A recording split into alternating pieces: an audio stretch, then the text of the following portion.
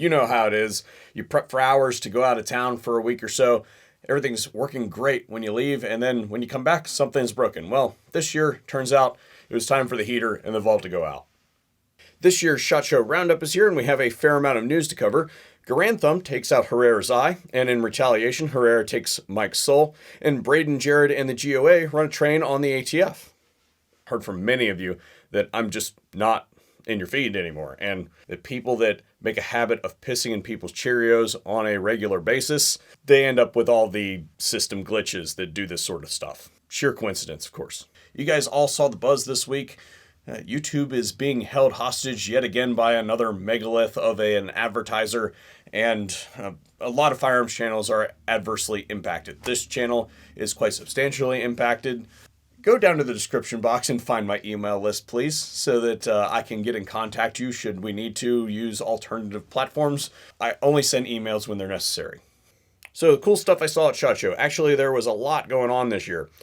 Element Optics showed up this year with scopes that have considerations for both airgun and powder-burning arms, with a parallax that goes all the way down to 10, a push-button illumination, and a zero stop that requires no tools to set. Have you ever been dialing your turret and all of a sudden you just run out of elevation range because you had no idea where you were in your elevation range the whole time?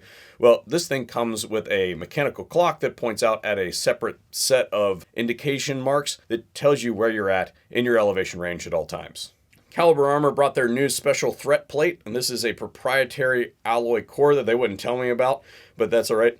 They also brought their new plate carrier for their swimmer's cut plates that has a huge adjustment range. I wear a 54 jacket, and oftentimes I struggle finding clothing that fits correctly because I am so broad in the shoulders.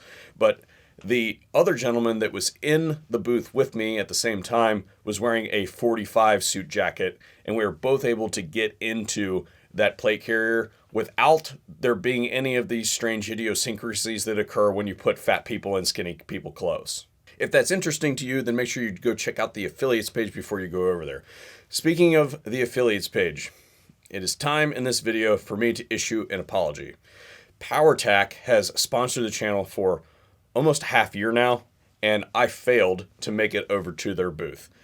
I don't know how it slipped by me, but somewhere along the way, I was walking, I found their booth. I was there in an hour where it wasn't manned, and I noted its position and just simply never went back to that part of the show floor. I know that you guys have been asking about more in-depth analysis of those products. A special thanks to them for continuing to support the channel, and hopefully they won't be too mad at me for not showing up to their booth, and they'll continue to offer you guys a discount code. I never claimed not to be a screw-up. High Point brought their new smoke wagons chambered in centimeter, which includes threaded and non-threaded optics, pick rail, everything to fit your fetish. But most notably, the sights are no longer molded into the slide. Franklin Armory extended the binary trigger line and also redid my favorite AR, the F-17. Brownells brought their new BRN that I can't remember the numbers for, but it does the 416 thing with the 416 parts, and I need to mention it here so I have a chance that Roy will send me one. Somehow my file for Foxtrot mic got corrupted. The TSA must have touched it in a bad place on my way through security. I don't know. They literally ripped me out of the crowd on the first day, and they're like, dude, here's a marker.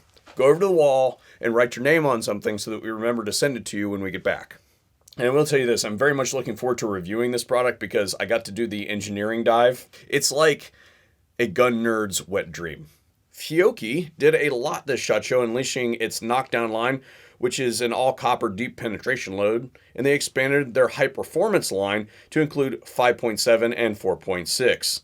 They're also currently testing some biodegradable wads, and as someone who definitely does not clean their range top, but is very cognizant when they are out on public land shooting, particularly in the marshes when I'm out duck hunting or something like that. I try my best to pick up my plastic. It really bothers me when I'm out hiking or something like that and I see like a Gatorade bottle that somebody just kind of pitched over the hill. Basically what it comes down to is I'm not very good at this. So I end up shooting an incongruous amount of ammo, which means that I end up shooting a lot of wad.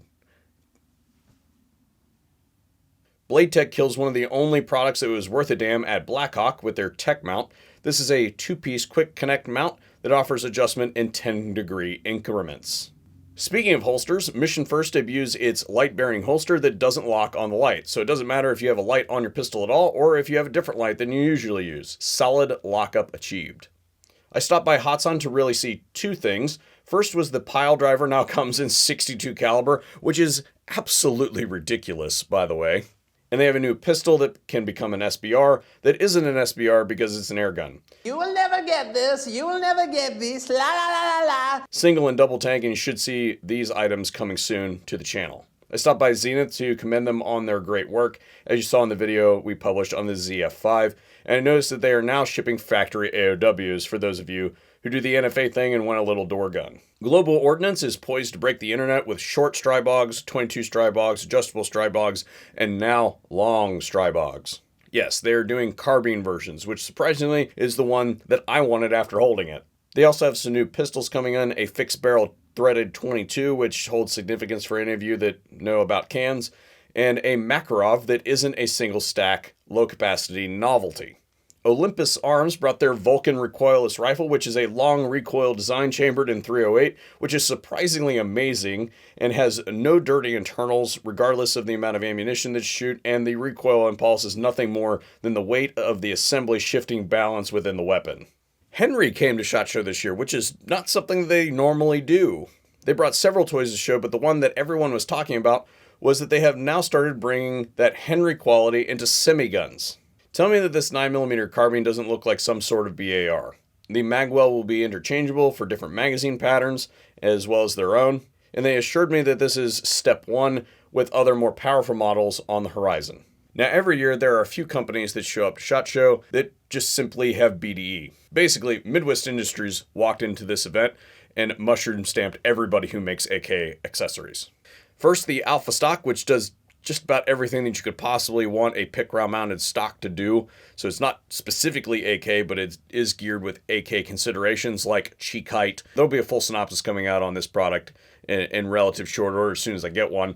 But then also their handguards. They have a few variants, the short one that does the handguard plate integration thing, and the other that ignores those limitations altogether. Again, more info when I get them. Similarly, HM Defense went big, as in 50 BMG big, with their mag-fed left-handed bolt rifle. I stopped by to finger bang this thing for a little bit, and basically I could barely manage photography because of all the people trying to put their prints on it. Odin Works showed up and trolled the ATF at a very high level, and they actually are considering producing this thing. So if you guys want it, then sound off in the comment section down below or send them an email or something, I don't know. But I also somehow failed to get a picture of their brand spanking new bipod that should give all the big dogs that make bipods a run for their money. You are all familiar with Angstadt arms. Well, they have taken on the one stamp gun thing. Their barrel is basically a sleeved vent designed to drop standard powered munitions to subsonic. The barrel is tunable with set screws, and depending on your ammo weight, the idea is that it's maintenance-free, zero baffle strike capable rifle. And they've also taken this concept to 1022s. C Products went hard into the additive manufacturer suppressor game, and at the time I was under the impression that this was under embargo, so I didn't take a whole lot of pictures of it, so all I can show you is the core right now, but I'm going to tell you that once they get the R&D done on this thing, it's got a lot of really cool features that you guys are going to know about, and I'll update you when that happens. And to close this out today, ParaOps brought out their 37mm less lethal that hits like a ton of bricks. But what I thought was really neat about this is that the cartridges are the actual chamber. They ride forward to create a gas seal to discharge the munition, and that allows an open cylinder design that allows the operator to see which munitions they have loaded. So if you're shooting the solid polyethylene sex toys out of the thing versus, CS or something like that, it might be good to know where you need to aim. ParaOps, sorry I completely destroyed your target dummy. Well, that about wraps it up for me, guys and gals. I hope that you enjoyed this one. Sound off in the comment section down below. Let me know what it is that you thought that I saw that was cool. That is not a good sentence.